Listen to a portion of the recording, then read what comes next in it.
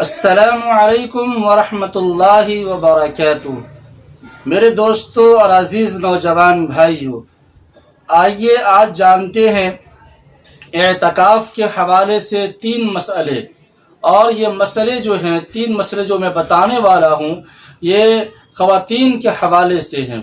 جو ہماری ماں اور بہنیں گھروں میں اعتکاف میں بیٹھتی ہیں، ان کے حوالے سے یہ مسئلے مسائل ہے۔ آپ سے مؤدبانہ گزارش کرتا ہوں کہ ان مسئلوں مسائل کو سمجھیں اور سمجھنے کے بعد آگے پہنچائے۔ جو ہماری ماں اور بہنیں جو اعتکاف میں بیٹھی ہیں، ان کو یہ مسئلے مسائل سمجھائیں۔ چونکہ رمضان المبارک کا پہلا عشرہ وہ چلتے ہوئے گزر گیا، اور دوسرا عشرہ جو ہے وہ دوڑتے ہوئے گزر چکا ہے، اور یہ تیسرا عشرہ چل رہا ہے، یہ بھی اڑتے ہوئے گزر جائے گا، اور ہمیں معلوم بھی نہیں چلے گا کہ یہ رمضان المبارک کا مقدس مہینہ گزر چکا ہے۔ اس لیے جو ہمارے بھائی مسجدوں میں اعتکاف میں بیٹھے ہیں، اور جو ہماری ماں اور بہنیں جو گھروں میں اعتکاف میں بیٹھی ہوئی ہیں، ان سے میں گزارش کرتا ہوں کہ اپنے وقت کو زیادہ سے زیادہ قرآن کی تلاوت میں، تسبیحات میں، ذکر و اذکار میں اور تہجد کی نماز میں زیادہ سے زیادہ اپنے وقت کو، نفل نماز میں اپنے وقت کو گزاریں، اور دعا کریں کہ اللہ تعالیٰ یہ جو حالات چل رہے ہیں ان کو درگزر فرمائے اور پورے امت مسلمہ پر رحم کا معاملہ فرمائے۔ میرے دوستو، میں آپ لوگوں کو 3 مسئلے بتا دیتا ہوں۔ یہ ہماری خواتین کے حوالے سے ہیں، آپ انہیں سنیں اور آگے بھی شیئر کریں۔ پہلا مسئلہ یہ ہے کہ عورت گھر میں جو بیٹھتی ہے اعتکاف میں، کیا وہ گھر کے کام کاج کر سکتی ہے یا نہیں کر سکتی ہے؟ یہ بہت اہم مسئلہ ہے۔ میرے دوستو، اگر گھر میں ایک ہی عورت ہے اور وہ اعتکاف میں بیٹھ چکی ہیں، تو وہ عورت، وہ ہماری ماں اور بہن میں سے کوئی بھی ہو، تو وہ گھر کے کام کاج کر سکتی ہے، کیونکہ اس کے علاوہ گھر میں کوئی بھی خواتین نہیں ہے۔ ہاں، البتہ اس کے علاوہ اور بھی گھر میں خواتین ہے، تو چاہیے کہ جو خواتین اعتکاف میں نہیں بیٹھی ہے وہ گھر کے کام کاج کو سنبھالے، ساری ذمہ داریاں لے، اور جو اعتکاف میں بیٹھی ہیں وہ اعتکاف میں بیٹھے اور خوب قرآن کی تلاوت اور ذکر و اذکار میں اپنے وقت کو گزارے۔ دوسرا مسئلہ یہ ہے کہ اعتکاف کی حالت میں میاں بیوی کا ایک ساتھ سونا، اٹھنا بیٹھنا، یہ کیسا ہے؟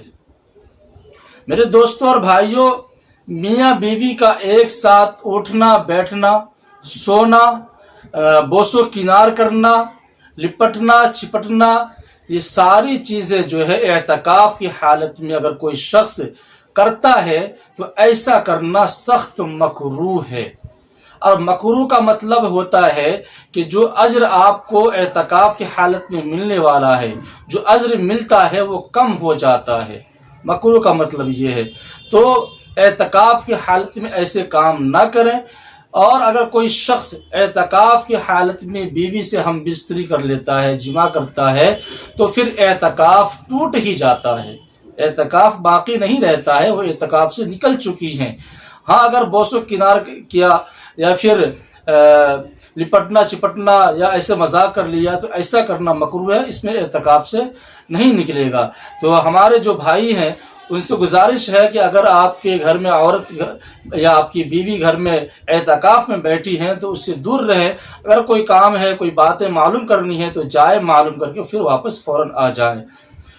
تیسرا مسئلہ یہ ہے کہ اگر دوران اعتکاف میں کوئی عورت حائضہ ہو گئی تو کیا اس کا اعتکاف ٹوٹ جائے گا یا اعتکاف باقی رہے گا؟ میرے دوستو، ایک عورت ہے جو اعتکاف میں بیٹھی ہے اور 2 3 یا 4 دن کے بعد، یعنی دوران اعتکاف کی حالت میں اس کو حیض آ گیا، MC آ گیا، تو پھر اس کا اعتکاف ٹوٹ جائے گا، اعتکاف میں وہ نہیں رہیں گی، باقی نہیں رہیں گی۔ لیکن جو ایام ناپاکی کی حالت میں گزرے ہیں، حیض کی حالت میں گزرے ہیں، اس کو وہ بعد میں قضا کریں گی، اعتکاف جو ہے وہ بعد میں کریں گی، جو ناپاکی کے حالت میں گزرے ہیں، پاک ہونے کے بعد وہ اعتکاف میں رہ سکتی ہے، اگر ناپاکی کے حالت میں ہے تو پھر اعتکاف ٹوٹ جائے گا، لیکن جو ایام ناپاکی کے حالت میں گزرے ہیں اس کا قضا کرنا اس پر واجب ہو جائے گا۔ تو یہ 3 مسئلے ہیں جو ہماری ماں اور بہنیں جو اعتکاف میں بیٹھی ہیں ان کے حوالے سے ہیں۔ آپ سے گزارش کرتا ہوں کہ یہ مسئلے مسائل سنیں اور آگے بھی شیئر کریں، اور ہماری ماں اور بہن تک یہ مسئلے مسائل پہنچائیں۔ اگر چینل پر نئے ہیں تو چینل کو سبسکرائب کریں۔ اللہ تعالی ہم سب کو مسئلے مسائل سمجھنے کی توفیق عطا فرمائے۔ السلام علیکم ورحمۃ اللہ وبرکاتہ۔